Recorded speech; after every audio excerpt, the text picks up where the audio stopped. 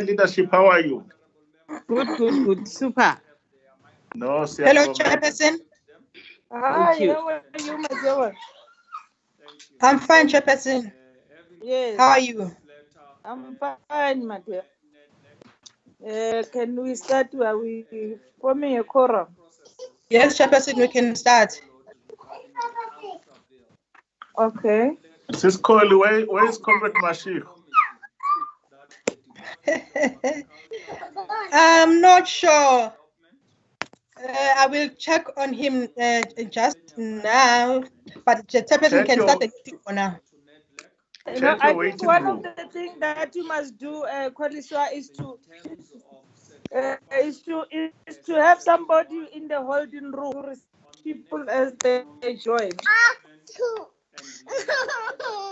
Because yesterday it was day before yesterday was a problem.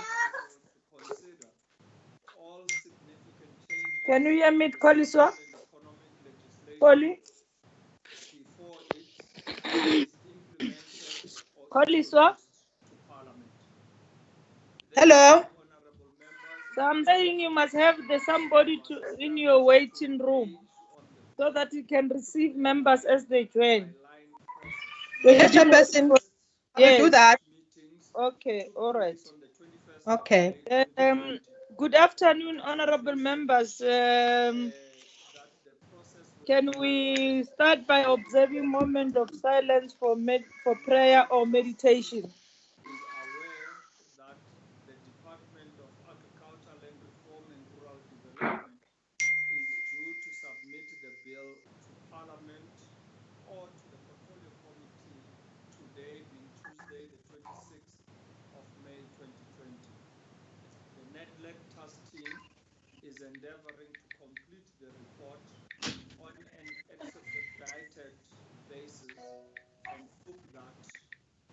Thank you very much, and amen to those that were praying.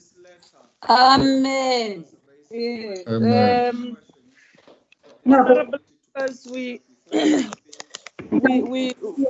this meeting that we are holding is a continuation of the meeting with the Department of Water, of Human Settlement, Water and Sanitation. It's a continuation of the strat plan and APP for water and sanitation. We have engaged with the department on their strategic plan and the APP. Today we are meeting with the entities. We are going to get the two entities. But before we go to that, I want to take this opportunity to welcome everybody that has managed to come to the meeting, and we have received apology from the minister who will not be able to attend this briefing or this meeting, and the Honorable Mushala and Honorable Okhotu. Those are the apologies that we have noted for now. Koliswa, Hello, Chairperson. Do you have any other apologies that are not noted?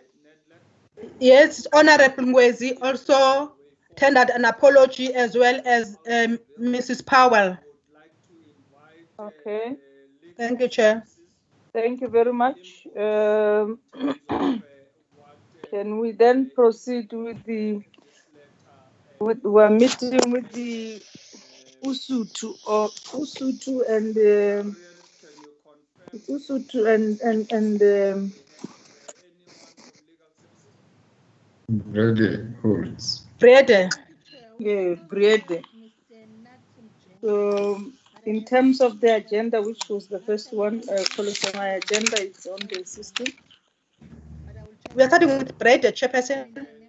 Okay, the Breede. Let me take this opportunity to welcome the chair and the CEO. Breede, you are welcome, and we are in your hands. You have 30 minutes to present your strat plan and APP. and Usuthu is going to have the other 30 minutes. So in 30 minutes, we will do introduction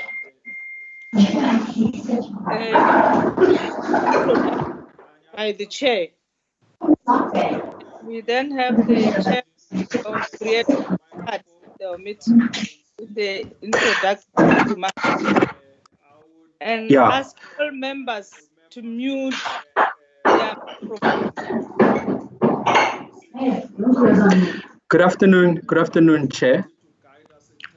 Good afternoon. Deputy Minister. Can I proceed, Chair? Yes. Fantastic. Thank you so much. My name is Bongani Mniti, Chair of the Catchment Management Agency, and good afternoon to you, chairable members of Parliament, as well as my colleagues, chairpersons, and CEOs. Chair, I'd like to introduce our acting CEO, Mr. Jan van Staden, who's going to be giving our presentation for Breede-Gouritz. He will run his slides from slide 1 to 14, and then from there I'll have our CFO, Mrs. Zanele Mngoma, who's going to talk to the finances from 15 to the end. With us, we also have the Senior Manager, Prudence Mahlaba. In case there's any other matters that needs to be discussed, Chair, I may also call on her to respond to that. Chairperson, I won't take more time. If it's okay with you, I'd like my CEO to proceed.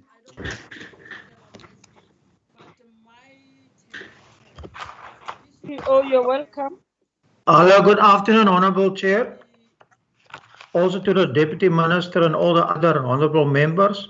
Also the Chair of the Board of the Breede-Gouritz CMA and my colleagues in the other CMA, and also all the hard-working officials of the department.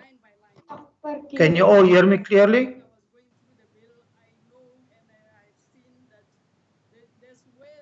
Can hear you. You can hear. Unmute yourself, Mr. Staden.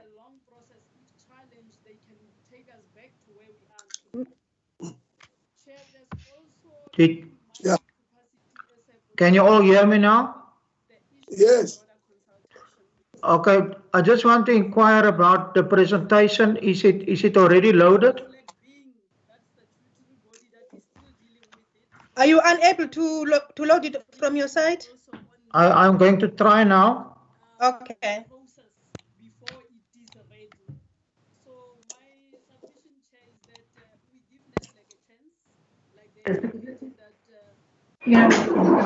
Chairperson, if it's the same one, Jan, I can load it from my side if nothing changed from the one you sent me.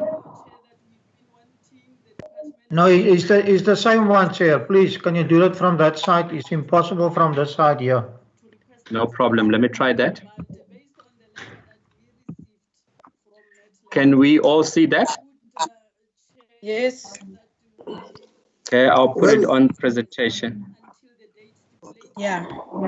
Is that clear? We can't see. I can't see.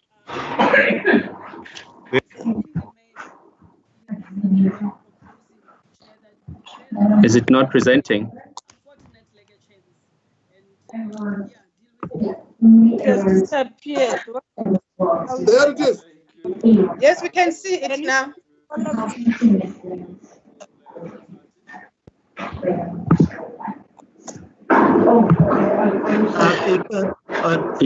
Can I continue now? Yes, and I've given you control. You can pedal it from your mouse from that side, Jan. Please proceed.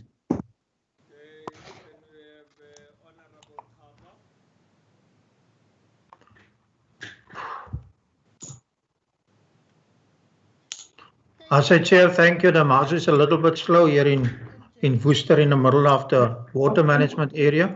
But let's try. Here we go. So it's the presentation of the annual performance plan of the Breede-Gouritz CMA. The Breede-Gouritz CMA is a water resource management entity of the department. that manage water resources on a local level.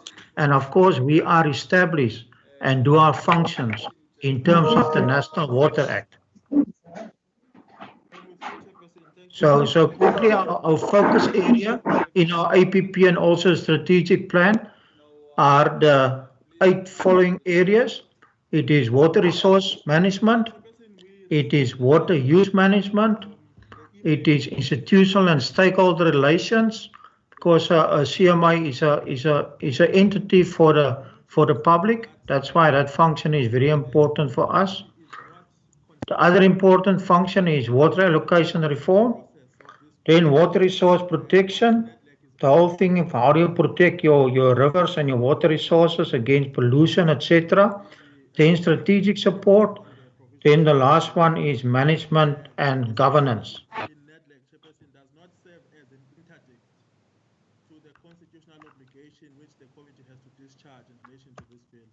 Including that of facilitating public involvement. In that regard, Chairperson, our view is that whilst the process in NEDLAC is underway, the committee could entertain Can everybody still hear me? Which consultation would include the submissions on the bill. Yes, Yanni. It's, Mr. Munishi, there's a problem for me going down to the next slide. Committee accepts our advice, that would be our stand. Whereas if the committee wants us to also reduce that advice in writing, we would also be able to do so within the shortest period of time.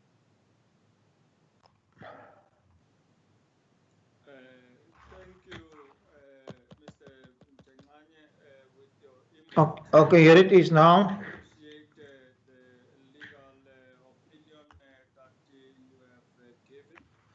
So the first of the programs is the one water resources management, and here is the important one that we target on is all the planning activities that's happening in the Breede-Gouritz water management area, and we try to speed up that process. This is a very important process because this allows you in terms of water resource management to direct planning and development in a certain direction. For example, by doing this function, you can prevent people from living in flood areas and therefore protecting the lives of people and also property whenever floods are happening. So our target is always very high. It's coming from the base of 90% and is staying with 90%. The next one is water use management. This is the core function area of a CMI and also of the Breede-Gouritz CMI. Is the whole thing about how do you authorize water use and of course the auditing linked to that. So that is divided in a couple of items. The first one is the whole thing about water registrations. I mean, water registrations are a critical function because without proper water registration, you don't know how much water is used in the area, and because you don't know how much is used, you don't know what is available. And of course, for the CMI, the billing, how water users are paying on water use is based on water registration. So it's critically important for our livelihood and sustainability. So our target is also a very high base, 85%, and that target will continue in the current year and also going forward. The next one is about the validation and verification of water use. This is all in terms of the National Water Act.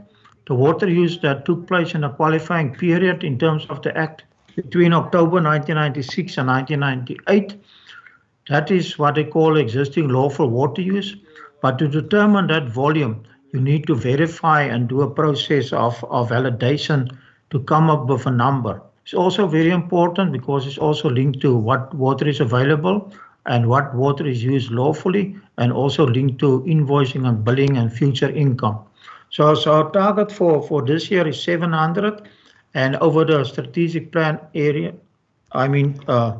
period, we're planning for 3,700. The next one is the whole thing when a water user is authorized, you need to capture that authorization. Otherwise, you cannot bill and you don't know what is the water use in a catchment. And our target there is 100%, and it remains 100% over the remaining years. Then a very important function is the whole process of how do you authorize a license. The Breede-Gouritz CMI is what I call a commenting authority. So the water users apply on the system, a national system that they call the EBULAs, and we do the processing part and make a comment to the National Department of Water and Sanitation that finally decide yes or no on a license. But I mean, a license to speed up this process is also linked to all types of things like water allocation reform, economic development, etc. So it's a very important function, especially in the current situation where you must actually process all development things quicker to like more kickstart the economy or let the economy grow. So our target is 85% and it remains 85%.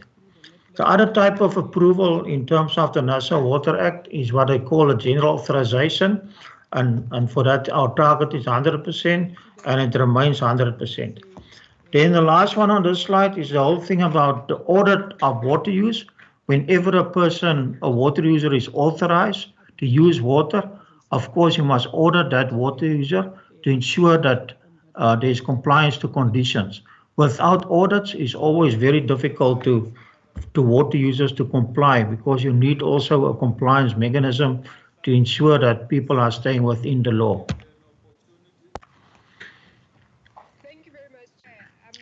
And then we brought in this one, the whole thing what's happening currently, there are places where the quality of the effluent that municipalities are discharging into water resources are not so 100%.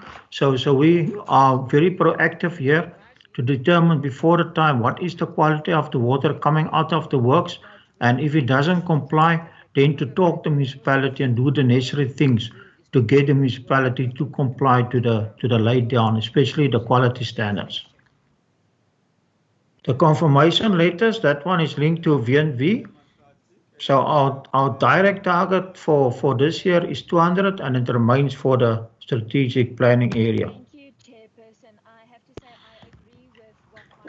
We move on to the whole thing about institutional and stakeholder relations. As a CMI, we're sitting in the midst of the public, of the people living in the Breede-Gouritz water management area.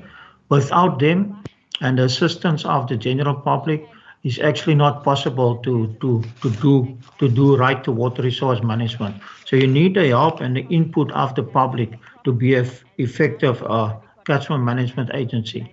That's why we put a lot of effort in how to capacitate and create more awareness around all types of water resource management issues, like, for example, pollution, alien vegetation, etc. So we got a target of the learners, and especially in learners during the water week, a very high target of 5,000 per year, and over the strategic area period after 5 years, a total of 25,000. Then it's very important that the Breede-Gouritz CMI is linking all the different activities of other government departments and spheres in the water resource management field. That's why the intergovernmental relations is so critically important, so that we can work together to achieve the ultimate aim of good water resource management. In the newsletter, very important to keep our stakeholders up to speed what's happening, and also to bring awareness regarding certain water resource management issues to our stakeholders.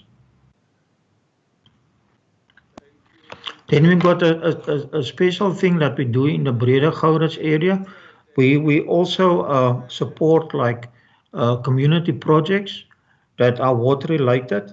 Things like food gardening at schools, at old age home, rainwater tanks, capacity building, etc. And our target for all approved projects that we receive, we will actually support those. So the target is 100%. Then the forums. I mean, the forums is how you coordinate the citizens and different sectors living in a catchment. And it's very important that you need catchment management forums to help you to manage water resources and also to bring awareness to more people. So our target for the coming year is 40, and it's coming of a base of 30, and for the strategic period, we're planning to support 200 forums. Then the next one is water allocation reform. This one specifically is how to support our emerging resource poor farmers in the area. And the target is, it was always 100%, is still 100%.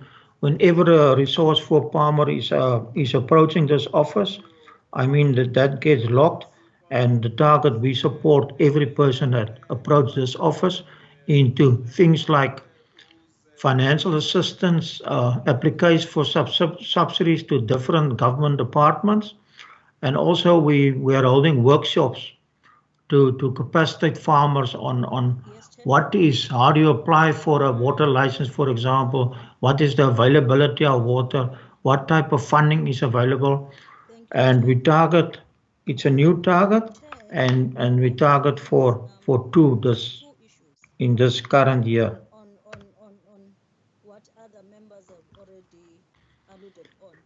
The next one, number 4 on this one, is in terms of emerging farmer support, is also the whole issue of rainwater harvesting tanks. We are running a very, very successful program to install a rainwater harvesting program, especially for the purpose of small type irrigation. And it's making a difference, what we've seen in the field already. We visited some of the places where these farmers it's possible for them to create a livelihood for them and their family. So the target is 400 every year, and over the strategic period is a target of 2,000. The next one of the strategic focus area is the one we call water resource protection. So this one is about all our different rivers and also our groundwater resources. How do we monitor them? And our target is 80 sampling points of the different water resources spread out over the area of the Breede-Gouritz CMI. So over the 5-year period, it will remain 80. So it's the same points that we established that we monitor from year to year. Then the next one is quite exciting, but also a big problem for water resources in our area, is the whole thing about alien infestation of our river banks, of our catchments, that is seeping out all the water. So there's less water available for downstream use and also for the environment. And we are quite proud. We support these type of projects that we call river rehabilitation projects, but it is actually to remove these alien vegetation. So our target for next year is 3. It's coming from 3 base, and we will remain with those 3 for the strategic planning period. But it's quite exciting. It's making a difference. I mean, when you move to this area, when you cross the Breede River, you can see when you look right and left from the national road, there's a significant improvement when you look at the river. The river banks are clear, and also the natural vegetation is reappearing next to the rivers. In the matter of compliance, when every time a public is complaining about certain things regarding water resources, everyone is investigated. That's why our target is always 100%.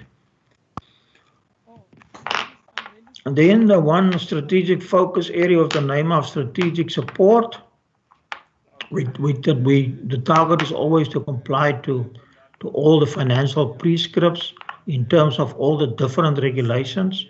So we're coming from a base of 100%, and the target is always to stick to the 100%. Then, as a CMA, every year we must consult on the water resource management charges with the public. And for that, you must, after the process, you develop tariff reports to the department that take that into account when they announce the new tariffs, the minister, every year. So that is important. We engage our stakeholders, we explain what we are trying to do for the current year, and what will be the cost implications. The matter of the risk assessment report, these are things like the internal audits, etc. So there's one every year. In total is 5 for the strategic period. Then the audit recommendations, I mean, every time when it's a bad audit recommendation, we try to improve 100%. The board of the Breede-Gouritz CMI is very strict regarding the audit, and actually we're trying very hard this year to achieve a clean audit. It's quite difficult and challenging in the current environment, but we want to improve from our record of I think is now 12 unqualified audit opinions, but with findings. Thank you, Chair. We welcome the opinion of the legal advisors. I'm just trying to move on with the mouse, Chair. Ultimately, the report that will come from NETLEC, that will be informed by the consultations by the various constituencies there at NETLEC. Move on the slide. We come to Parliament to inform parliamentary process. So we are of the same view that those two processes can run parallel, but ultimately the decision is that of the committee. Thank you very much, Chairperson. Thank you, Paul Shabane. Let me then, Honorable Mutwedi, afford you the opportunity if your question still stands. CEO, the slides are not moving. Honorable Chair, I'm trying to move on this side, but everything is dead here in Worcester. Department is throwing the ball to the committee now. Okay, that one. Why there's a delay in finalizing this alter? It means the department would say the portfolio committee. Okay, just stop that one. Check the posture of the department. But if the department is saying the legal opinion says you can continue. Okay, let me continue. Just keep that one. Continue strategic support. Okay, I'm finished with that one. Can we move on? Because it has been long overdue. Okay, that one. So the next one is the spending on a triple BEE, and I mean it's saying 100% of the targeted procurement budget spent on BEE. That's our target, and I mean we're coming from a base of 100%, and we will keep it at 100% for the next couple of years. Then the revenue management, this is quite a sensitive one and also very important for the CMI, because if we don't generate sufficient revenue, I mean we cannot maintain ourselves, and then the grant funding of the department must actually be bigger. So our target is in general on average to generate or collect 70% of our charges for this year. We're coming off a base of 65%, so it's quite an increase for this year and also going forward, especially with the current challenge of the COVID-19, and where some water users are struggling to pay water resource charges, or in some cases where there is also reluctance to pay water resource charges. So we need to put a lot of effort into to get to the 70% collection rate. Then the organogram, our target is to fill 75% of the posts on our organogram. We achieved that target, and we try to keep it on for the next period, the next 4 years, to try to at least fill 75% of the post. Then management and governance, that one is already covered. Can we move on? I can just mention the one about the shareholder compact. That will remain. It is the compact that's signed between the board and the minister, and it's a thing that we must do. So, Honourable Chair, this one I will hand over to the CFO of the Breede-Gouritz CMI to make a presentation regarding the budget and the revenue for this current year and also for the years going forward. Thank you, Chair. Thank you very much. Okay. Thank you very much, honorable members. I'll go straight to the budget. The proposed budget for the year in question. Yes, ma'am. Your CEO has eaten all the time, so you have 5 minutes to complete your budget. Okay. Can you turn the slide? Next slide.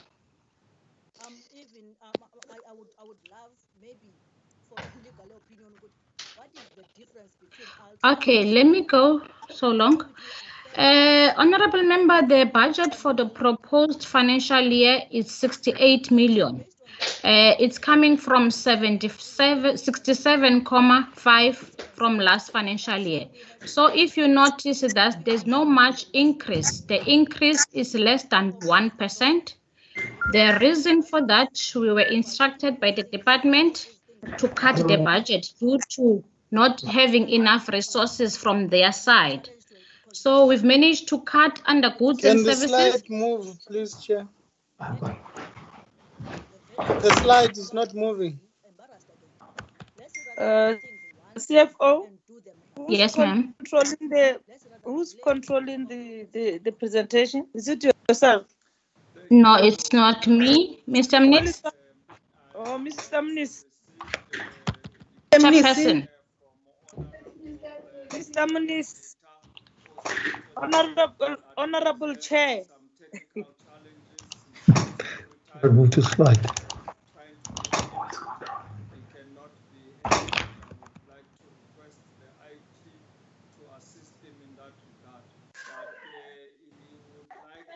Honorable Chair.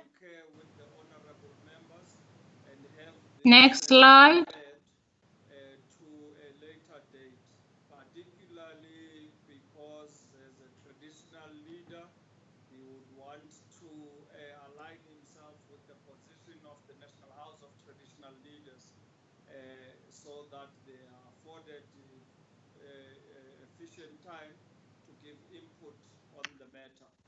So that is the input from Undabezitha Nkosenkulu, Nkosi Cebekulu. Yellow. And we have Honorable Breede. Members, do you have I must stop control. Hello. Yeah, there is a general network problem. I think across every person I've been speaking to. So my computer is freezing. Okay. Let me check with honorable members. Honorable members. Yes, honorable members. Network is bad. I don't know. Honorable members. We will use our other slides, Chairperson. Yes, can CFO just proceed and then you should indicate Yeah, they are. Okay. Yes, let's proceed and you should indicate the page. Member has the copy. Okay. CFO. Yes, ma'am. I'm starting. Okay. Page 16. The budget for the financial year that is in question, it's 68 million. You will notice, Chairperson, that from the previous year, we don't have much increase. Our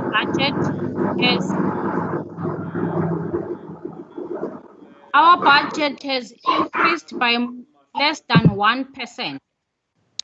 The reason for that, we were instructed by the department to implement cost cut. To persuade Honorable Mundweti to we continue with view yakuthi we defer the matter because unmute your mic, CFO.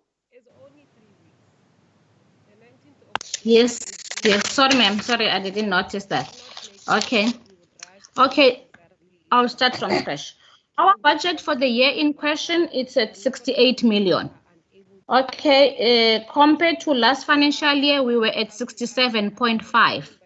You will notice, Chairperson, that the increase is less than even 1%. The reason for that, we were instructed by the department to cut the budget due to limited resources. So we've tried to cut on goods and services. We also cut on capital outlay, as well as board-related costs. And then slide 16. Okay. On this slide, I am showing the source of funding. Where are we going to get the funds? Okay, for the budget of 68 million, 43% will come from billing and collections. 56.81 will be augmented from the department. Included on the 56.1, there is 12%. That is, the agency is transferring water to the City of Cape Town. The City of Cape Town is paying the amount directly to the department, and then the department is transferring that amount to us. So in total, the augmentation will be 44%, and the recoveries will be 56%. So out of the 68 million, we will only augment 44% from the department. Okay, out of the 68 million, Chair, our project amounts to 5.1 million, which is river rehabilitation project, rainwater harvesting tank, validation and verification of water use. I think that's all from my side, Chair. Thank you very much. Chair. Time. We apologize for the network problems. Chair. Okay, thank you very much. Yes. The two slides that were presented by the CFO, I'm not quite sure whether it's me alone or other members also have the very same problem. You couldn't see it. You couldn't see it. No, we don't have them as part of their presentation. Oh. We don't have them, yeah. Okay. Honorable members, is the same situation. Oh, hi, Chair. I think I'm looking at the wrong presentation. Sorry, Chair. Okay, thank you. Yo. Thank you very much, Breede-Gouritz, Management Agency. Thank you so much, Chair. Thank you. You can remove your presentation. Let's welcome Usuthu, Catchment Management Agency.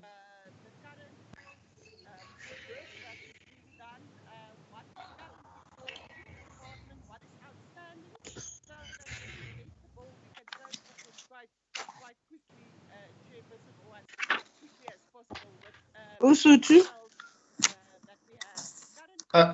Thank you, Chair. I wanted my chairperson to start. Oh. Chair, are you there?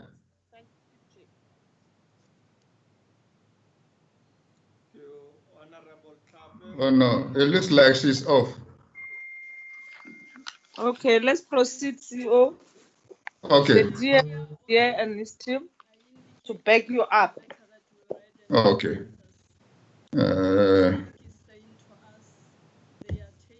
Chair, can you see the presentation? Yes, we can. Okay. Honorable Thank members, you, is it, can you see it? Honorable members? Yes, Chair. Okay, thank you. It's on the screen, Chair. Okay, thank you very much. Okay. Thanks, Chair. Chair, Deputy Minister, honorable members, and chairs and CEOs of CMAs, colleagues, both from the department and CMAs, good afternoon. I will quickly take you through our APP presentation for today, and the contents will not be that much. Last week, we did talk about our management area and then just the vision, our legislative framework or our mandates, our strategic objectives, and the key projects that we intend to do this year, the budget overview, and then threats and challenges. This is just to say that we've been managing the water resources in our water management area with our stakeholders since our establishment. And this is the water management area that I talked to you about last week. We have Swaziland here, and then we have Mozambique. We have Kruger National Park. Chair, this is one of the important aspects of the water management area, the attributes. So if you look at the water use in the area, you can see agricultural use taking 31%. Then we have ecological reserve, the Kruger Park and the others, taking 23%. Then afforestation taking 21%. Cross-border, that we take through, is about 6%. And then we have transfers and then strategic water supply to ESCOM and the others in Gauteng. So our water management area provides water for strategic use as well as for international use. Our vision is sufficient, equitable, and quality water resource for all in our water management area. Our mission is to efficiently manage water resources by empowering our stakeholders in our quest or in our bid to contribute towards or promote transformation. And then our values are as listed: Chair, integrity, the Bato Pele principle, efficiency, accountability, diversity, and transparency. These are our mandates, our powers and functions. Section 80 of the National Water Act, Section 1920 talks about water quality management. Section 25 transfers in as far as irrigation boards are concerned. Section 33, that existing lawful water use declaration registration, if you come to 34, and then validation and verification, Section 35. The licensing process, Section 40, 41, 42, and 44. And then if you come down to the licenses, 53, 54, 55. And Section 57 is the water use charges that we are doing now. We have 5 strategic objectives, Chair. Effective and efficient management and sustainable management of water resources. Collaborative management of integrated water resources for wise socioeconomic development. Managing IUCMA resources, promoting knowledge generation and distribution as we do research and then publish for people to know what is going on in the water sector, and then promote and pursue international development agenda. As we are a transboundary water management institution, we need to make sure we promote and pursue international developmental agenda. And Chair, this slide is also just to tell members that whatever we do as IUCMA, we don't do it in isolation from the department. All our objectives are linked to the objectives of the department and that of the National Development Plan. And that's why I show you these 2 slides. Our organizational structure, Chair, these are the 3 main divisions under the Chief Executive Officer. We have the core, which is the water resource management. Under that, we have resource monitoring, resource quality monitoring, water use authorization, that is where we give licenses, and then data and information management, that is linked to the water use authorization. We have resource planning and operations. They look at the quantity and quality, the quantity of the water, restrictions and the others, manage it using operating rules. And that's where we talk about Schedule 3, which is a delegation we haven't got as yet. Compliance, monitoring, and enforcement, Section 1920, 54, and Schedule 3 again. And then institution and participation. My colleague talked about the importance of stakeholders because we manage the water resources with them. So we cannot leave them out in whatever we do. We have to capacitate them. We use them in determining our charges and then our catchment management strategy development. So they are part of the APP, the annual plan that we do. And the corporate services, we have human resources, legal, records, IT, communications, and then risk management. And then the CFO has got the finance, revenue, and the supply chain. These are the main projects we have in our APP for this year. Water quality management, we say integrated water quality management. Verification of existing lawful water use. Water allocation plan, we pilot and implement. We will finalize our compulsory licensing. That is when we have finished with the validation and verification, which we are almost done. We finished with the Inkomati aspect. We are working on the Usuthu area. River systems operations, flow and rainfall data loggers, managing that to give us information about the water quantity in the system. The billing of water use, that's the revenue aspect. It's also important, the charges. IT support, we do hardware, software, both, so that the systems I mentioned last week, if we can get some parallel systems, small one, also to work with that of the big ones of the department, so that when the department has is not working, is down, we can use our small ones.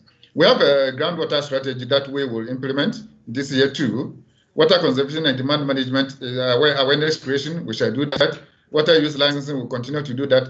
Our catchment management strategy, we did it in-house. It's almost done. I'm sure we'll finalize it this quarter. And then the Clean River campaigns. At our strategic session, these are the priorities we agreed together with the board.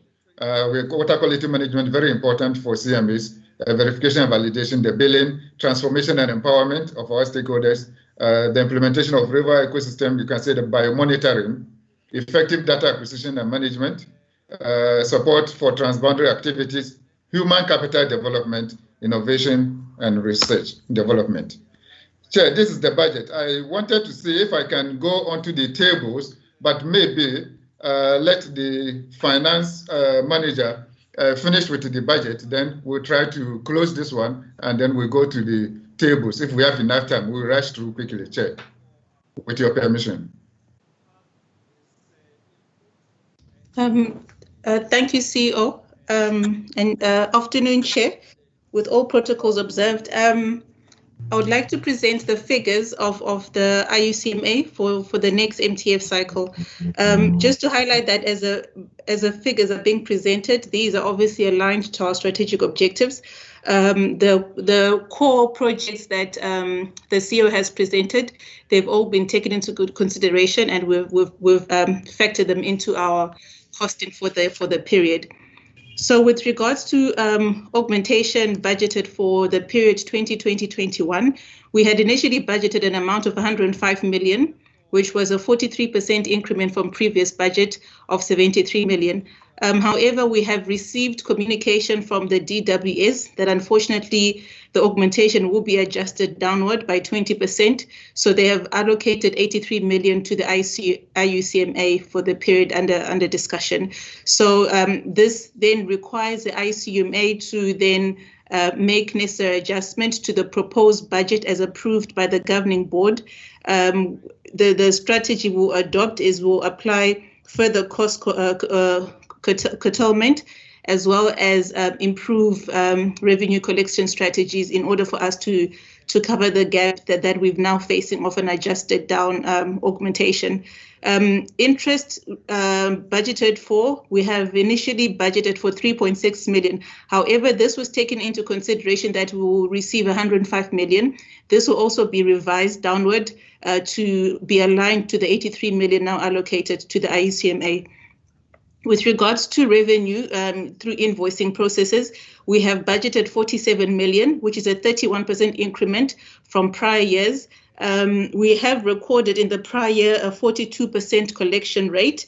However, we've got a revenue management strategy document that has been approved by our governing board, which we're planning on implementing on the periods going forward. We're hoping that, well, not hoping, we're trusting, and we've got confidence in the document that this will improve our collection recoverability of invoices sent out to our customers. So hopefully this will change going forward. So when we look at overall revenue that we're collecting, there's 100% of our revenue in total, with 62% allocated to augmentation, 3% to interest receivable, and 35% to WRMC invoices that will be issued in the period under analysis. When we're looking at we're now looking at our expenditure. However, just to highlight again to members that we will go back and revise these costs based on the information that our augmentation will be adjusted down. However, as approved by our governing board, the personnel costs have increased by 43% to 106 million, purely because we have been given the approval to implement our structure. So this it's been phased over a 3-year period. It has caused an increase in our personnel costs from this year into the 2nd and 3rd year going forward. However, these figures will still need to be considered in terms of the adjusted augmentation. Other expenditure, we're recording 50 million, which is a decrease of 6%. However, again, this will need to be further revised, so we align ourselves to committed augmentation from the DWS. So overall, in terms of expenditure, as it stands, we are budgeting 156 million, which is a 22% increment from the last quarter. So just to give a high-level understanding of year 2 and 3 based on the MTF cycles, in year 21-22, we're expecting to spend 112 million on salaries and 118 million in year 22-23. In terms of goods and services, 21-22, we're expecting to budget, well, the budget is 50 million, and then that moves to 53 million in year 22-23. So overall total expenditure in the 2 latter years of the MTF cycle, we're expecting to spend 165 million and in year 21 and 22, and 175 million budgeted in year 22-23. So this includes all our capital outlay, board expenses, salaries, and goods and services. So just to give the committee comfort that we have continually considered the rate of personnel costs versus expenditure. So if we've drafted our budgets, we have considered this our current spend on personnel cost, and is 68%, with other expenditure budgeted at 32%. However, just to highlight again to the committee that our figures will need to be further adjusted to take into consideration the downward augmentation of 20%. Thank you, Chair. Thank you, CEO.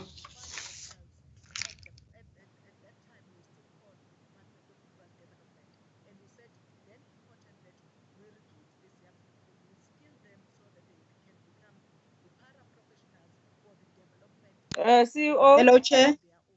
Yes, they finished. CEO is not closing. Or Chair. Thank you, Chair. Where is, yeah, okay. I was trying to say that now we go to the tables. And if you look at our tables, we look at corporate governance. That involves Office of the CEO and the Governing Board. Whatever we've been doing for the baseline data, the Governing Board meetings, at least 4 per year will be done.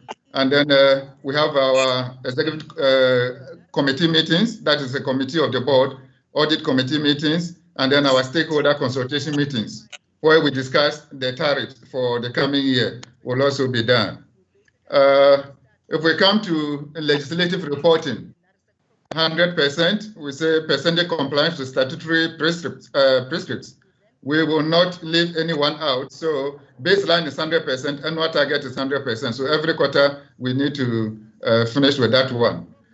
Our corporate social responsibility, we say 100%. We give a target of 4 boreholes and 4 water storage facilities, so that when we go to the catchment every quarter, we provide 1 borehole at least, and then 1 storage tank for the disadvantaged. When we come to strategic engagements, the key strategic engagements that we will do will be 8. We have 1 in quarter 1, 3 in quarter 2, and then 3, and then 1 in quarter 4. We come to the core business, the water allocation reform. We have a plan. Every quarter we have to develop a plan. And then applications of water use authorizations, that one we say 100%. You know, we do the processing, and then we recommend take it to the department. So when it comes to our side of the story, we want to make sure that whatever application that we receive, we will process it on time and take it to the department. Effective river operations, we have a decision support system that is helping us. The Quina one, now we're working on the Cybersand one. So we want to make sure that will also continue. Data acquisition will continue. Our groundwater monitoring network is part of our groundwater strategy. We are going to continue to do that, drilling of boreholes and the monitoring, the water quality as well as the recharge rate. When it comes to water resource protection, we're going to continue. We're not going to leave anything aside. But I must mention that because of COVID-19, we could not do sampling for the month of April. So we subsequently wrote to the Governing Board, and the Governing Board agrees with us that some of the targets we may not be able to achieve because of COVID-19. So we've revised them nicely, but unfortunately, it could not get to after the last board meeting, this document had already been submitted to Parliament, so we couldn't change it. But the board has approved that the small changes will be done, and you'll be notified accordingly. When it comes to compliance with the National Water Act, we try to do our best to make sure and this year too, we are going to do the same. Knowledge networks, our interactions with the catchment forums, interactions with Water Research Commission and other the universities of learning will continue. We've got a memorandum of understanding with some of these bodies so that when we interact together, engage each other, we get more people, empowering more people, and we get more knowledge to act on. Participation in the research and existing climate change forums, we have tied up with the provincial team here so that we're working together. We are not working in isolation. We also teamed up with COBOA, our next door, another international water management institution. So we do this as a team so that we can have a common solution to that.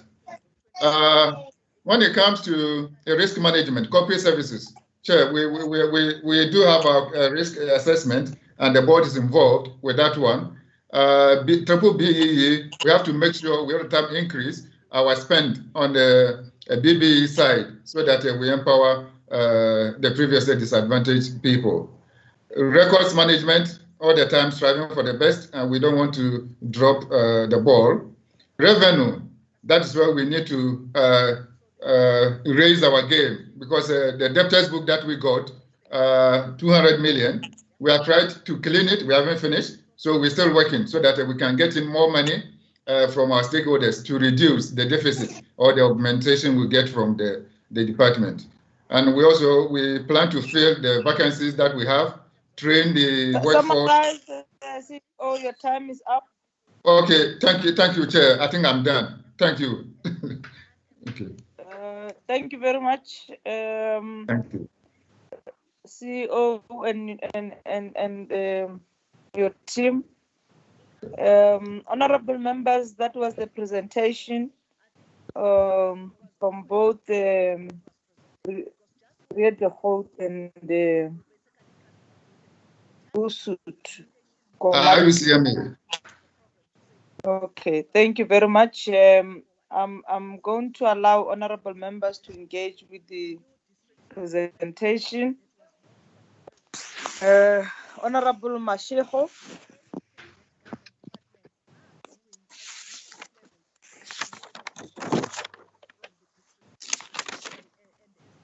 Thank you, Chairperson. Good afternoon to everybody.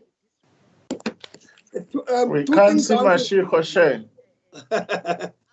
Yeah, there is something in here. Let them remove the screen. But in the meantime, let me continue, Chair, because the time is not on my side. I must also join another meeting. Chair. Okay. Two things I want to raise. First, on the Breede-Gouritz, they are saying in the process of them either collecting or billing, they bill the city of Cape Town through the department, and the money get deposited into the department, then later on in their account. Why is that? Because to me, there is an administration fee that you will have to pay unnecessarily if you do that, and time that you're gonna lose in the process of you following that particular bottleneck of going through department and then back into Cape Town, when in actual fact your offices are just in Western Cape. I don't understand why is that the issue. The second point, Chair, is the of the 500 learners, 5,000 learners. How do you source them, Untu? How do you source them, and what is the success rate of that particular sourcing of the 5,000 learners you are envisaging to do? Generally, on both of them, as my last point, in their budget, they are not indicating the possibility of them facing a difficulty given the COVID-19 situation that we are going to be in. Do they want us to believe that irrespective of what is happening within the COVID-19, they are still going to meet their budget as they are budgeting, irrespective of the problem. If and in Usuthu, they are even budgeting their personal expenditure above the expected norm of 25 or 30%. They are at about 62 or 38, I'm sure. I'm not sure which one is the correct one, but it is between 38 and 68 that they are budgeting as expenditure for human resource payment, which is beyond the norm of an operational entity. Thanks, Chair.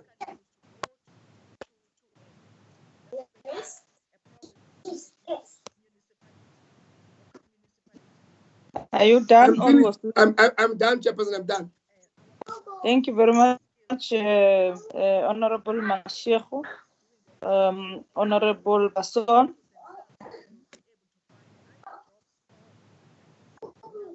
Thank you, Chairperson. Chairperson, I would like to thank both these entities for their presentation. I don't have any questions for them now. Thank you, Chair. Okay, thank you very much, Honorable Basson. Honorable Tseke. Oh, thank you, Chairperson. Let me also join my colleague in appreciating the presentation by the two CMA's chair, and my recommendation going forward is that Chair, after they revise their APP and their strategic plan, I think it will be important for them to send the revised documents to Parliament for our consideration, Chair. Because they've indicated that the board is still going to meet and readjust the budget and the targets for the year. So I think it is important that after that exercise, they send the revised APP, or specifically the targets that are implicated. And Chair, on the Usuthu, when you speak about empowering your historically disadvantaged individuals, I think you must be specific in terms of the targets. Whom are you targeting? Because we are of the view that women are supposed to be empowered in this country. Young people are supposed to be empowered, and people with disabilities. So your story must be clear in terms of the empowerment. On the Dr. Inkomati-Usuthu spoke about drilling of boreholes and storage tank, but I'm not quite sure whether that program will be, or that project is it going to benefit the people around, or is it going to empower or assist an individual within the area of their jurisdiction? What is the other issue? Yeah, Chair, I think, okay, in terms of the vacancy rate, I think Dr. Chi can also elaborate on that, because the Chairperson did cut you whilst you're still presenting in terms of your vacancy rate within your entity, and when are you what are those posts, and when do you intend filling those vacancies? Thank you, Chair. Thank you very much. Chair, please, I didn't get that one. Please, the last one. I didn't get it properly. Or the vacancy rate within your entity. Oh, okay. Thank you. Yes. And when do you think you'll fill those positions? Thanks. Honorable Mbana.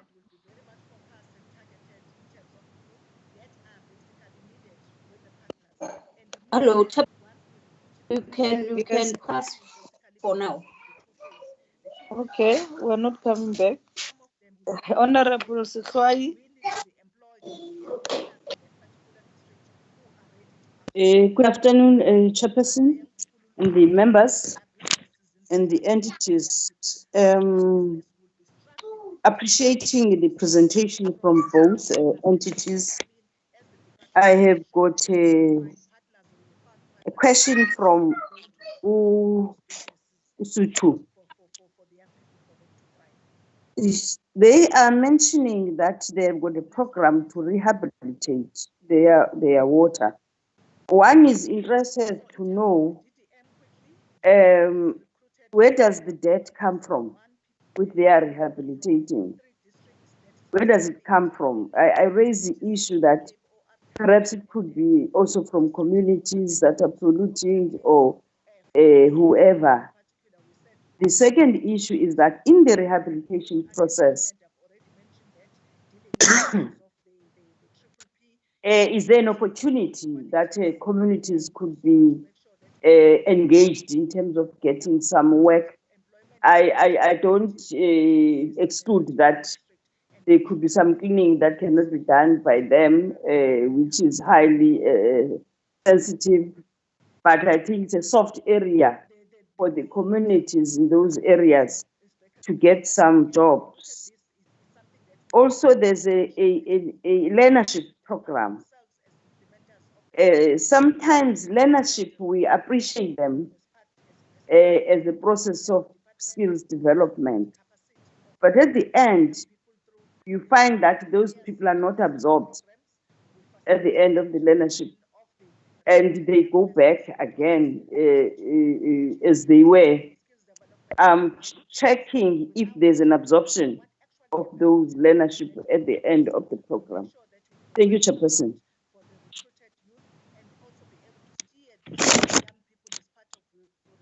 I'm done, Chair. Honorable Sekhoi.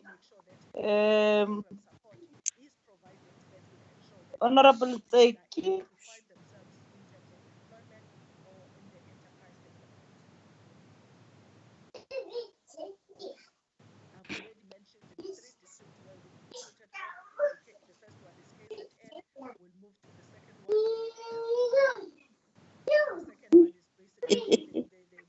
So banapetuna for Gosland.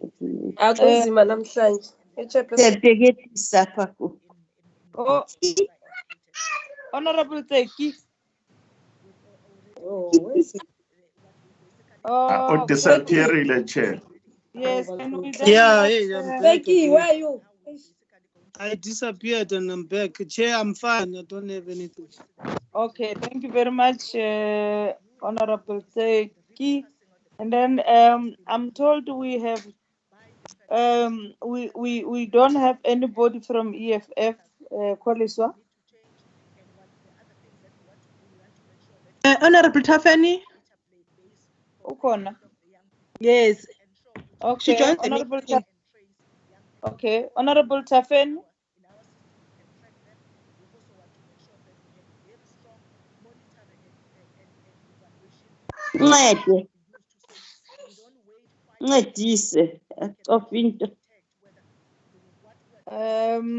It's not coming in. Honorable Mapika.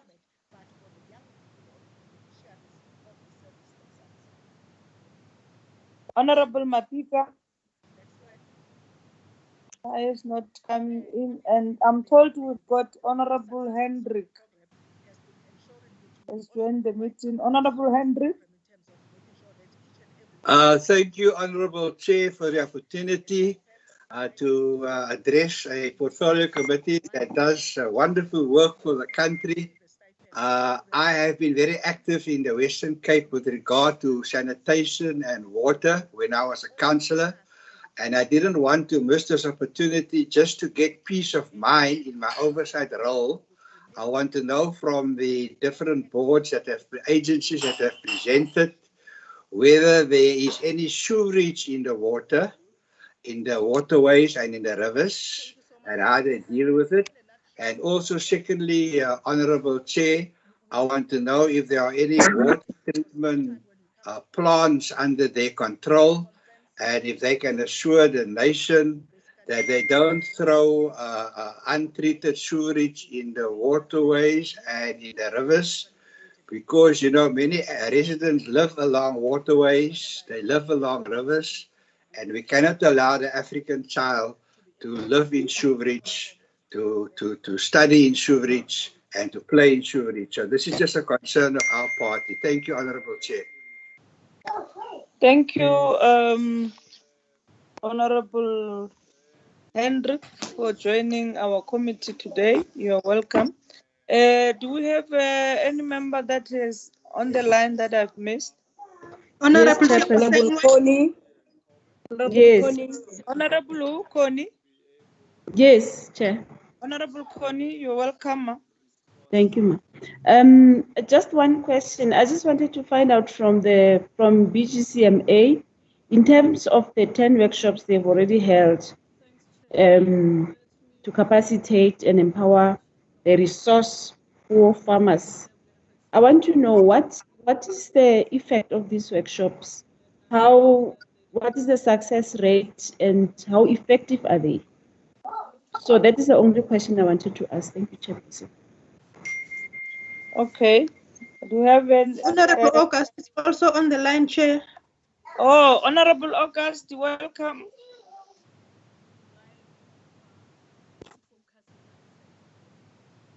Good afternoon, Chairperson. No, I'm here from the beginning. I've been covered with the questions. Thank you, Chairperson. Okay, thank you very much. The two boards, both of you adding to the questions asked by members. The baseline for the NDP, it's acknowledged that South Africa still have the unemployment is growing. There is a gap inequality and people still poor. And I just want to check on your program, because I didn't get, none of you have talked about targeted jobs in your area of operation. Just want to check what will be your contribution to job creation and the contribution towards uplifting the poor in your areas. I know that you have talked about river rehabilitation, but this program at 5 years back, or yes, it was very strong and it was a massive job creator in the country. But for these past 5 years, we have not seen it. Where is the challenge? Because it's about environment, it's about even educating of our communities, of them living together with the natural resources without harming them. So why is the program no longer having an impact that we have seen previously? If it's been run this time, why is not visible? What is the problem? For both two boards, I know that Breede is it's roughly growing, but there is a lot that they those areas. And the Breede, you have not talked about your water allocation in your area. And if you can just do as Inkomati has done in distribution of their water, your sector in those areas, so that you can have a picture of the distribution of water in your area. Thank you very much. You're welcome. You can respond. We'll start with the Breede.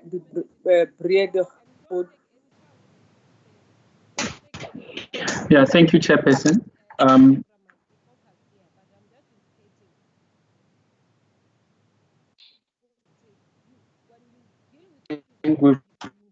Why is the funding directed via City of Cape Town to Department back to BGCMA? There's that question, which I think might be best answered by the department, but I'd like my CEO to first talk to that.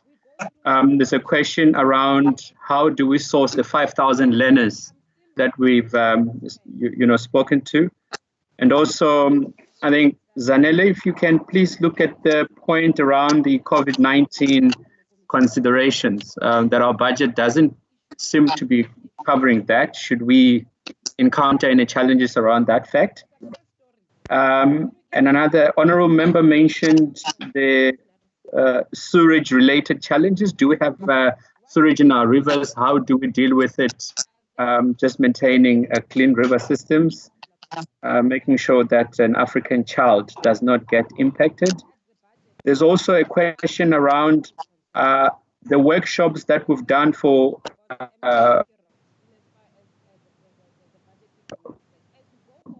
how have those been successful? Jan, if you can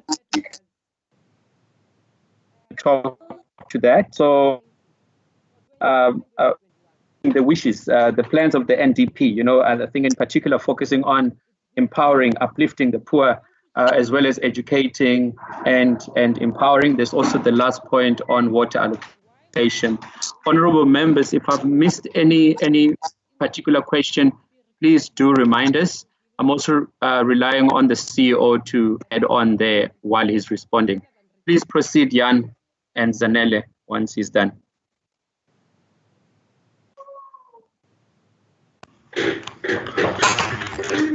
Okay, thank you, Chair. I mean, Honorable Chair of the committee. Let's start with the one about the transfer of water from the water management area that is called the Breede-Gouritz to the Berg-Olifants, the one where the city of Cape Town is in. In terms of the pricing strategy of the country, how it works, the water management area that transfer the water to the receiving water management area. That water management area that's doing the transferring part, that portion of the water that's available in the donating catchment, that part of the budget must come from the receiving water management area. So the current situation is about 19% of the available water in the Breede-Gouritz water management area is transferred to the neighbor water management area where the city of Cape Town is. So then 19% of our budget must be refunded by the receiving water management area. But the situation is also in the Berg-Olifants, there is no CMA. It's only the Department of Water and Sanitation. So the neighboring area don't collect water charges on their own. That money is flowing into a big pot that's sitting in the Department of Water and Sanitation. That's why currently and in the past, we always submitted the invoice to the department in Pretoria so that the refund can come from Pretoria and not via the receiving water management area, because there is no CMA in place. But I mean, I agree 100%. It is quite a long route to go. It will be better if we can invoice the neighboring water management area. And I mean, it will even be better and more practical if there is a CMA in place in a neighboring area, because that will speed up the process tremendously and also bring more efficiency. But I mean, it's a very valid point. The next one about how we source our learners. So awareness and capacity building in a water field is almost like a type of scientific biology class in the school. So what we do, we focus certain areas in our water management area. We target the schools. We approach the school master to see if it's possible that we can give a class or do like a workshop in the school. So there's always tremendous eagerness from the different schools that our officials must come to the children and provide the necessary awareness capacity building, especially around Water Week. So it's really not a problem to achieve the 5,000 targets. And I mean, there's plenty of takers. And what we do every time we go to present in a school and present the workshop, there's also like a roll call, so we can easily monitor how many children were present, how many teachers, etc. It is very successful. It makes a huge difference, and the schools are looking forward to this every year that we provide this type of roadshow. The matter about the sewage in the water in our water management area. Here I must be honest, it is quite possible there is sewage in the water because there are plenty of sewage works in our water management area. Unmute, sorry. Chairperson. Yes. Ngicela uzibuyele kuthafeni ngona ndikwazi ungena. Thank you. Let them respond, and then I'll give you a chance after they've finished because they've started already. So is the matter of the sewage, you can get like, there can be overflows from pump stations, etc. That those pump stations pump raw sewage to sewage works for treatment, and you can get overflows. But I mean, luckily, because of the huge social network we establish in our area, every time that a member of the public or a member of our forums are witnessing any raw sewage flowing into rivers, there's normally a response.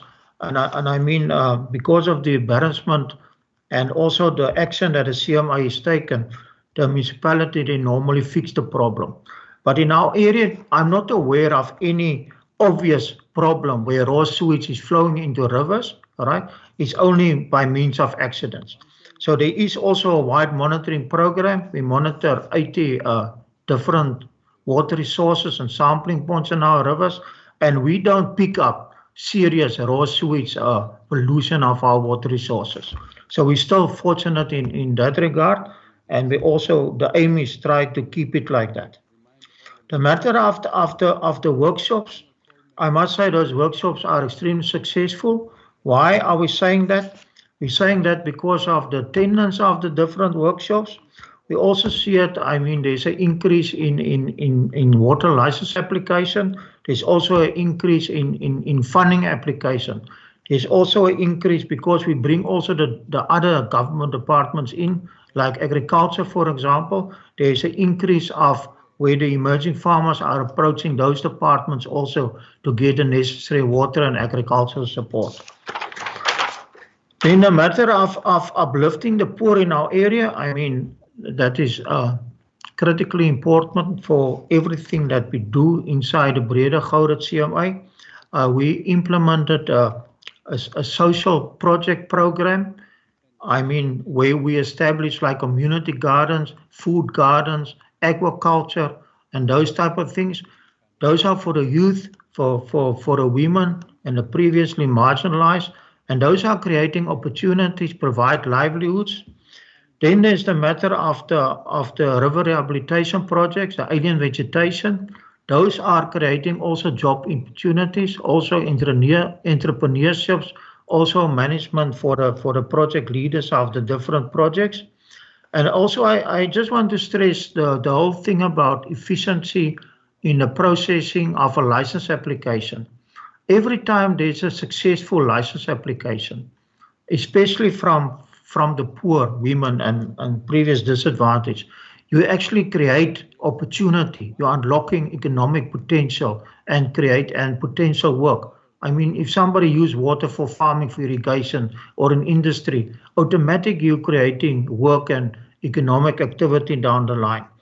The matter of why is this, the matter of the removal of the aliens not so prevalent anymore? Just quickly, in the past, 5, 6, 7 years ago, it was called the Working for Water program. It resided under the Department of Water Affairs at the time, Water and Sanitation, but that program was moved to Environmental Affairs. But the part that we are contributing from the side of the Breede-Gouritz CMI, we're working together with the Department of Environmental Affairs. But because this task, I mean, is so obvious, so big to do, you cannot leave it to one entity. We must all work together and pool resources to make a real difference. But there's plenty of potential to actually expand that type of project. It make a difference, and I mean the economic, the employment linked to such expanded program, it is enormous. What is linked to the water allocation, if I understand the question correctly, is how the water is distributed between the different sectors in our water management area. So the sector, we are like a rural water management area. So most of our water, 80%, more than 80% is agricultural water use. There's a small portion to industrial use, and the rest is used by municipalities for drinking water.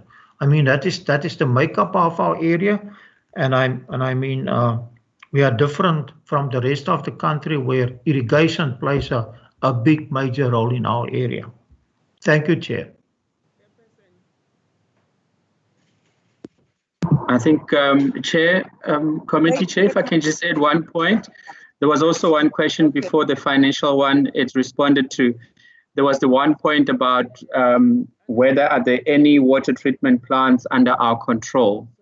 Just to confirm that we have none under our control, Chair. I just wanted to highlight that point before the CFO speaks, if that's okay. Thank you. Okay. Thank you very much, Chair. Yes. Okay. Inkomati. Chair, in terms of COVID-19, it really has a huge implication on our business. As Yanni has already mentioned, that more than 80% is agricultural water use. So we've looked at this matter yesterday with my team, but our hands are very tied. Now that the minister is the custodian of water resource management, so we cannot make any decision without consulting the department. So we agreed that we will contact the department because we are looking at how about we give the payment relief to all our users now that they were suffered also because of this pandemic. So we are in the process of writing to the department to help us to give a relief to all our users.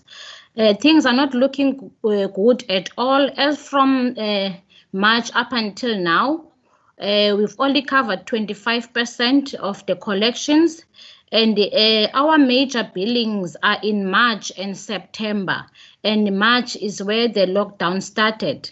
So things are not looking good. It has a very huge implication from our side. Thank you very much.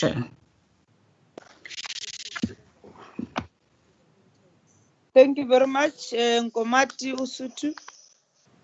Thank you, Chair. I will also try to answer those that have not been answered already by my colleagues.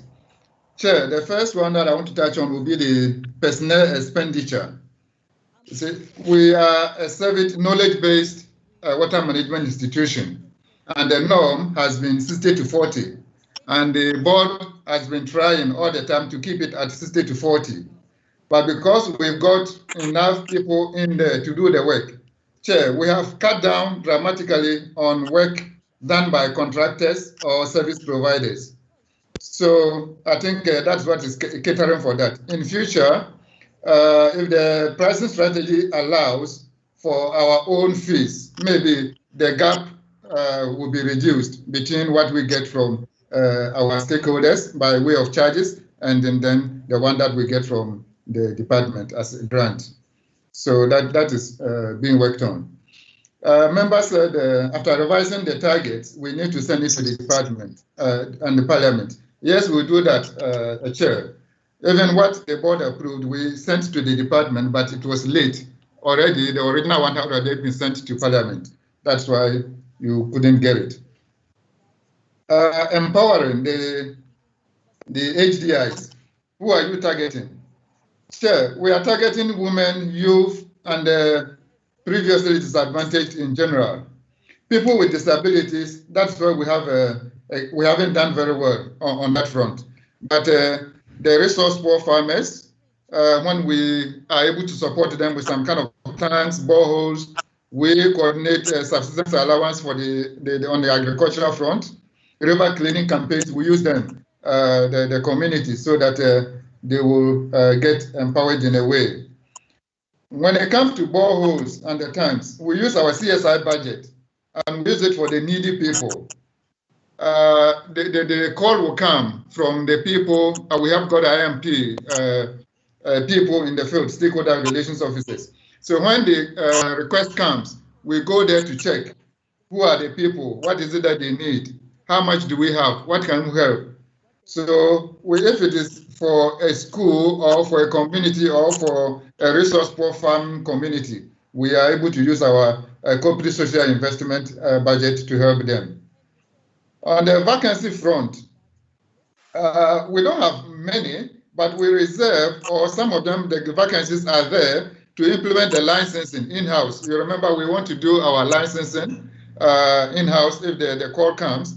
The sub-segregation, we need to make sure there is segregation of duties, the systems that we have. So some of these opportunities are there that we can use. I said we can fill them as soon as the lockdown is lifted. We have arranged what kind of positions can be filled this year, what can be filled in next year. And because of the lockdown, even advertisement becomes a problem. It will not be fair if we continue to recruit during this period. So we are waiting for the lockdown to be lifted, then we continue with our recruitment. Rehabilitating the rivers. Debt from where? Sure, debt comes from the communities and all over. You know, when it rains, from the catchment upstream, everything comes down. And yes, we are doing some kind of education, awareness creation to make sure that the communities know exactly the impact of their activities. The catchment forums, we use that one to create awareness. And we are using the communities to help clean the rivers. In the past, they were voluntarily and free, but we have said that they come up with some kind of corporate or associations, so that when they do it, we know we have a responsibility to give them something for that. The first MOU or the first proposal has been done by one community. So we've given it to the other communities to learn from that one, so that we can give them something for the work that they do, so that they will also guard it. When they do it, they will not allow people to continue to pollute.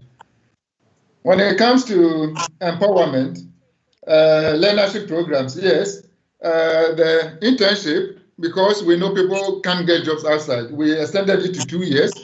So the internship is now 2 years. And then we are absorbing some of them. And even in my last presentation, we talked about that one. We have been absorbing quite a number of them.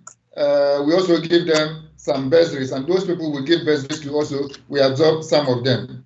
I think my colleague from Breede-Gouritz already answered the sewage aspect.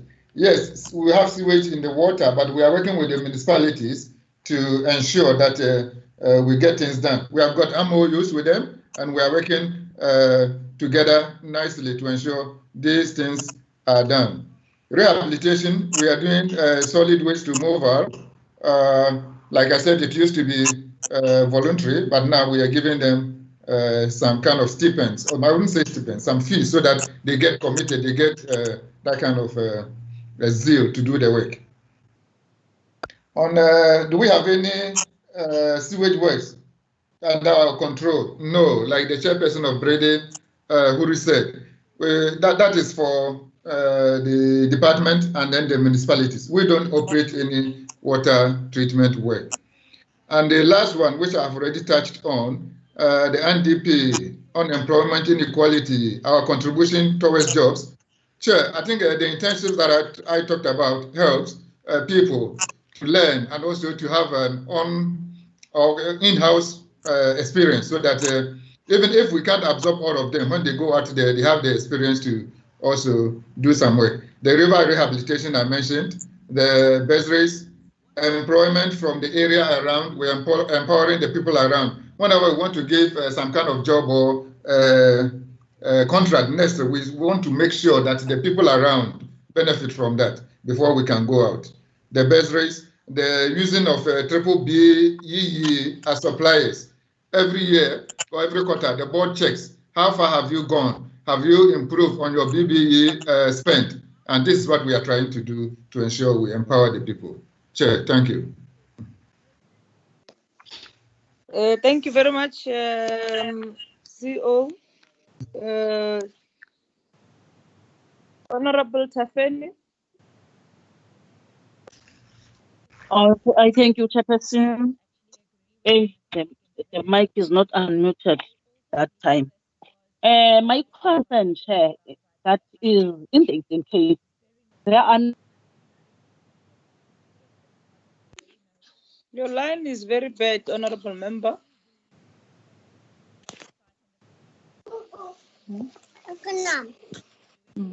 Also there, Chairperson, network. Yeah, your network More is very especially in the bad. rural areas. Yo, guys. Your line is very Chairperson, bad, my dear. Yes. you are hearing me? No, your line is very bad. Chair, Yes. can Honorable Tafeni send questions through the chat, through the chat section? Does Because the the line is very Microsoft bad. the Microsoft has that chat? Very complicated, this one. It Yeah, does. I don't think so. It Honorable does, Tafeni. Chairperson. It does, Chair. Yeah. Okay. Honorable Tafeni. Where does he get it? Honorable Tafeni. So we'll talk to her before, maybe you can come back before we close. DM and your team, I'm not sure who's there from your department. Do you want to maybe let me check if there is any follow-up so that as you're coming, then we're closing. Honorable members, are we fine?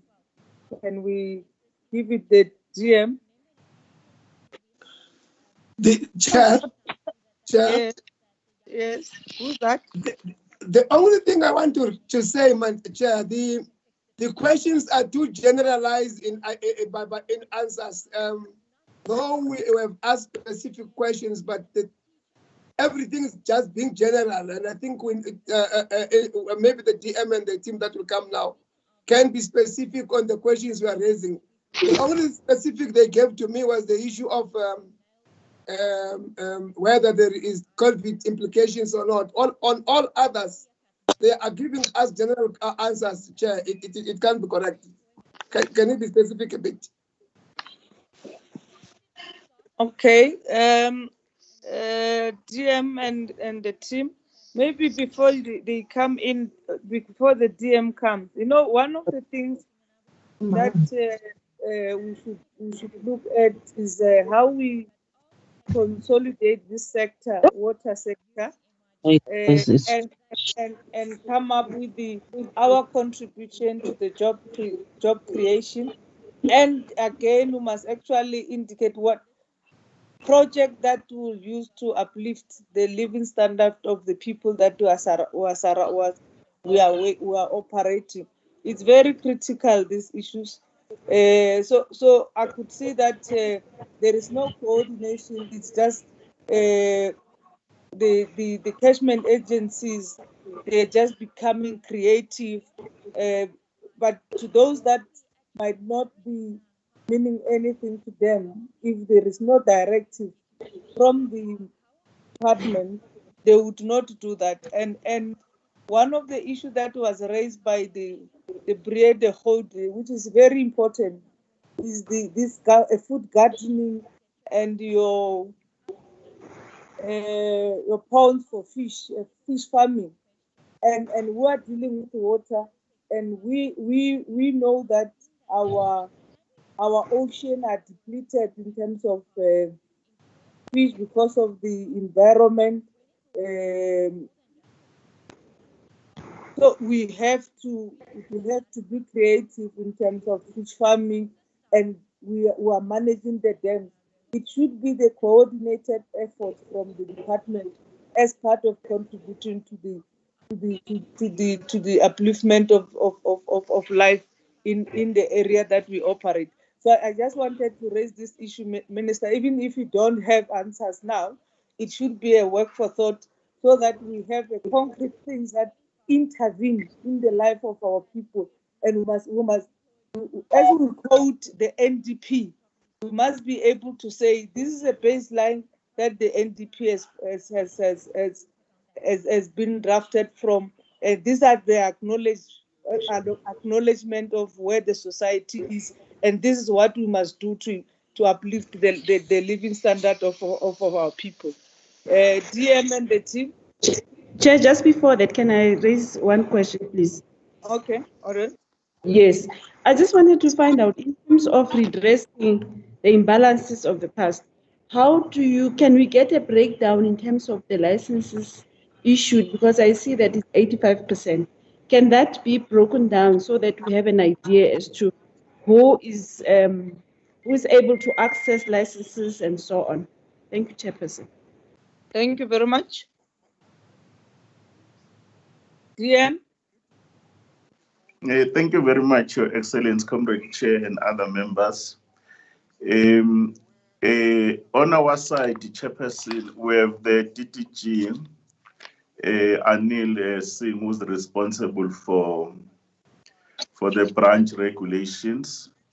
At the very same time, sitting with Usis Togos Gwaza, who's one responsible for the departmental entities or institutional oversight. They are sitting on that other side, Chairperson.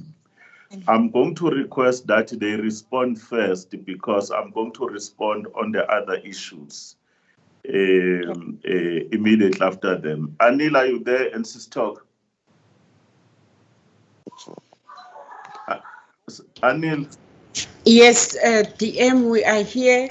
Stella responded to some of the questions that are specifics the leadership is worried about, including that issue about the billing of the Breede-Gouritz that we owe them, because if on the other side they transfer water to us and then we don't repay. But let's deal with those questions yourself quickly, and Anil, then I will come up with these other policy issues. Thank you. Thank you, DM, Chairperson and honorable members. I will respond to the issues, and Ms. Profilatos will also add. The DDG regulation, Mr. Anil Singh has just stepped outside. Chair, if I can start with the issue of the importance of CMAs in the country. I think the two CMAs have demonstrated the importance of water resource management at a local level, because after 1994, we had to make sure that the communities and the previously disadvantaged people participate in water resource management.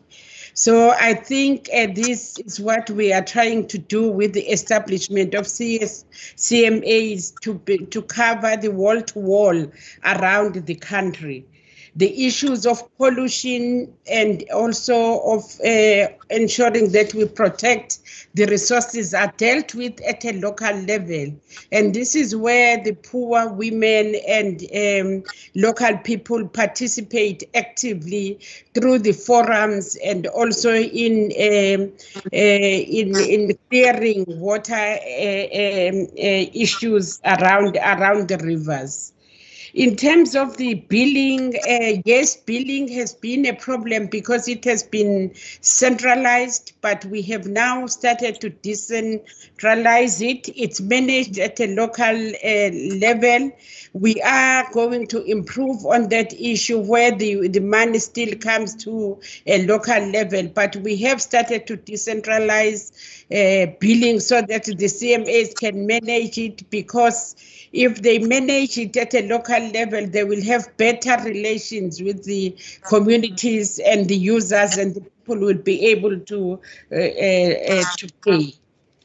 And in terms also of the issue of the learners, I think we are encouraging that they get more learners to understand the water resource management and around environmental crimes, so that we have young people that are knowledgeable, and we also work a lot with the schools in various cases. And also in the Breede where we have visited, we have seen a lot of young people that are participating in various income generating projects where they are able to participate in a number of initiatives. And with regard to the issues of rehabilitation and pollution, I think once a year we participate actively around bringing communities on river health. And also we have a number of rivers that we are monitoring, and the poor and the women in particular also actively participate in that. In terms of the access, the numbers for the licenses, we can give the actual numbers for the historically disadvantaged, but the CMAs, they provide that platform where poor people can come in and walk in, and they are introduced in terms of how you apply for a license. And therefore, they even help the previously disadvantaged to ensure that they have access and they are assisted in terms of filling the required application forms. Chair, if I can, I think we have finished this side. It's fine there. Yes, Yeah. we can hand over to the DM. Thanks. Chairperson, thank you. Chair, you asked a question on the alignment with the other policy documents for the country, like the National Development Plan, Chair. We can confirm that these APPs, Chair, to a greater extent, they are aligned. One of the things that needs to be done by the two CMAs, Chairperson, as a matter of agents, they need to complete what we call it the catchment management strategies, Chair, because wherever they're managing, they must be able to have that particular plan in terms of the delegation given to demonstrate that. In the absence of those plans, you will not be in a position to see the total alignment, whether what is the contribution in terms of job, economic and social imperatives. But it's going to be important that these institutions, they complete that particular plan. Number two, Chair, the issues of delegations, the other time you raised them. The delegations are clearly defined in terms of the National Water Act. But remember, these institutions were still building capacity over time, so that when the capacity is built, the functions can be transferred from the department, because in areas where the CMAs are not there, Chairperson, the department still performs the water resource management function as required by the law. While we are also very clear that going forward, we are going to be building additional CMAs. If you remember our plan, by 2024, additional 6 CMAs, we want them to be already been established. But it's going to be very important that when you do your monitoring and become an account, in terms of institutional realignment about the institutions we do, we monitor that. We will give them on the basis of capacity build and support that we need to do. One of the things that is also being raised by yourselves very sharply, Chair, these CMAs to a certain degree, they are involved in water use licenses. But ultimately, a number of these licenses are still concluded at the head of in the department. And we need to be able to look at the licenses. The honorable members are correct. Licenses must also be used as a tool, Chair, to ensure that, one, we don't continue with the skewed water allocation process, where certain sectors are having more water than other sectors, because if we do that, Chairperson, that's the only tool at the hands of government that we can be able to do the water allocation reform, where you find that the biggest use for water is actually being used for agriculture. If you look at the Western Cape one, The Western Cape is currently using about 80%, which is agriculture, because in the main, remember, agriculture is an important sector just for our economy, including for the export in that part of the country. Number two, Chairperson, that license, because the license is so important, the license must also be used, Chair, for redressing the injustice of the past, the inequalities. Honorable members, you are correct. We should be able to give it to you, the performance of the department and these entities. How much water over the last 26 years, have we been able to set aside for Black people, especially now, Chair, when you speak about land reform, you can't continue to have people getting access to land and the water license is not available. And I think, Chairperson, those percentages of support to HDI must always be seen around water allocation reform in terms of allocating water to support Black people, in particular women and youth, in terms of those. But I think we should be able to say which communities, because if you put those percentages, Chair, you'll never know which communities are you targeting and which areas are you targeting. Because this CMA's Chairperson, one of the important things that for water allocation reform to happen, there is an important matter that they need to complete as an important task, that we should support them with the resources. They must complete the water use registration. Who's using what and for what? On the basis of that, we can do the verification and validation process, because if we don't verify and validate the water users, how then do you make a decision to say there is compulsory licensing now, so that our actions could not be seen as arbitrary? And this matter of verification and validation in all those catchment management areas or water management areas has been an issue that we have not performed well as a department and as a sector. Our failure for that point, Chair, has not actually advanced Black economic empowerment, because we can't release more water. We need to have more water being released for economic use for our people. On issues of jobs, Chair, their presentations is clear that the River Health Program or the Water Resource Protection Program that is there is an important program. But I think, Chairperson, we need to put some numbers, not the percentages, to say how many jobs can we create. In terms of jobs, Chair, there are direct jobs ourselves we could create in terms of cleaning of the rivers, cleaning of the canals, and the maintenance of the dams. We should be able to give you that information. Now that the program has migrated, the one that you normally speak to, Chair, the Working for Water program, you remember that one, and the Working for Fire program. Those two programs, Chair, they continue to be available in government, but those programs are now run by the Department of Environmental Affairs, Forestry and Fisheries. But in the main, the infrastructure is the infrastructure for the department. I think we should be able to give those particular numbers.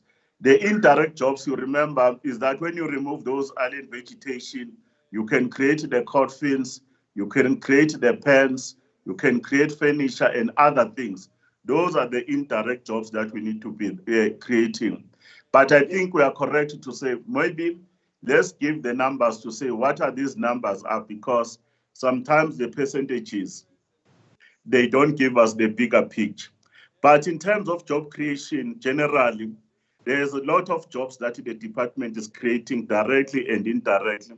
And I think those numbers, we do owe you, Chairperson. For this River Health Program and protection of the water resource, Chair, we must agree that there is also a program that we want you to support yourselves. Remember the Adopt a River program, Chair, and the adoption of dams by all of us, including you as members of parliament, is going to be important, because we don't have sufficient water that is being made available. I do agree with Honorable Tsege when she says, because the Minister of Finance now in June is going to come back to the House and make an adjustment budget, it will have an implication to ourselves as a department and the entities reverting to us. And you will be able to guide us as a committee to say where the changes are so material in terms of the APPs that we are considering now. Let's be able to come back and demonstrate those those changes that are happening. The last issue, Honorable Hendricks, you are correct. All our water management areas in the country right now, the issue of pollution, it is actually at an unacceptable level. There is not a single water management area where pollution is not happening. In the main, the pollution is caused by municipalities whose water treatment works is failing. And most of these rivers, you will see, there is a high level of E. coli because the effluent discharge is not of the right standard. Secondly, there is too much pollution in other areas where the pollution is caused by mining, especially around Mpumalanga and KwaZulu-Natal and Gauteng. And then that part of the Western Cape, there is pollution that you will find, even if the levels are not too worse, but they are not acceptable because agriculture, the use of the fertilizers and so forth, those are the things that we need to be able to pick it up. Therefore, your attitude to say if we bill people in terms of our water use charges, we are introducing now the waste discharge charge system so that the polluters, they can be brought to book, Honorable Chair. But I think those issues that we have guided us, Mashiko and others, the issues around the viability of CMAs and the financial ratio for compensation, that's a valid point. When it comes to Inkomati-Usuthu CMA, more money is going for consumption now, and we need to be able to arrest that particular point, Chair.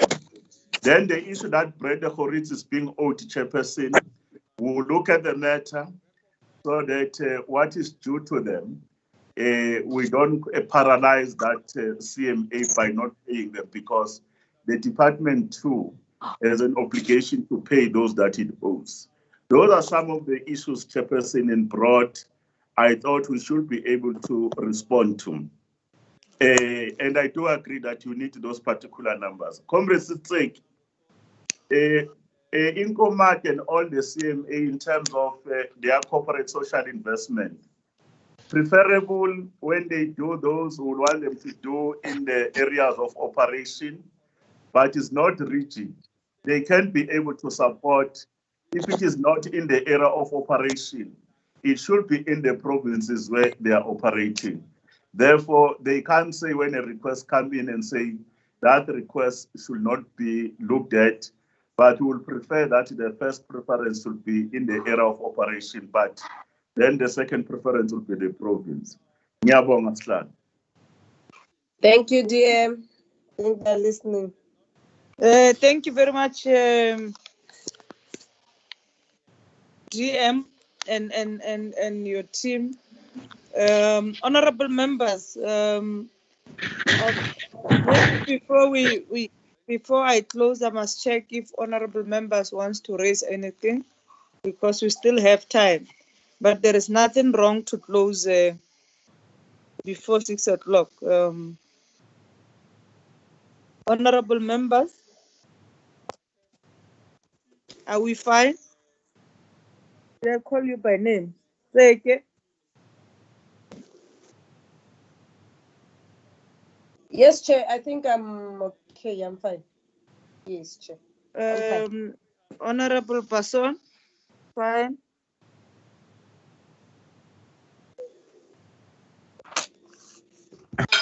Indeed, Chair, there's nothing wrong to close the meeting. Early for the first time. Yes, so that next time we're able to stay. Thank you, Chair. Honorable Mohlale is not present, so we have to close the meeting. You are No, out of not. order. You are out of order, Honorable Mvana. You are out of order. You are out of order. Honorable Mvana is out of order. Yeah, well, I she has apologized unconditionally. Yes, I apologize out of unconditionally. Can't I Yes, tata majoke la kule committee? Honorable Mashir. It was on a lighter note. How? I'm not talking my consent in this meeting. Please, can you behave? Honorable members, please, let's listen to one another and we close this meeting properly. Is Honorable Tafe, your line has been very bad. We cannot hear you at all. The network is but again, the chairperson, although I consent yam. No, but must close the meeting. No, what you can do, my dear one, send it to Kolisa, and Kolisa will send to the department, and then you'll get the response. And I want to take this opportunity to thank all of you and the board. Thank you. Thank you, Chairperson. Thank you, everyone. Don't leave the chair. Thank you, my chairperson. I'm here. What did I do? Thank you. Thank you, lonely chair. Thanks, You are Honorable Tafe. Where's him? out of Honorable Tafe.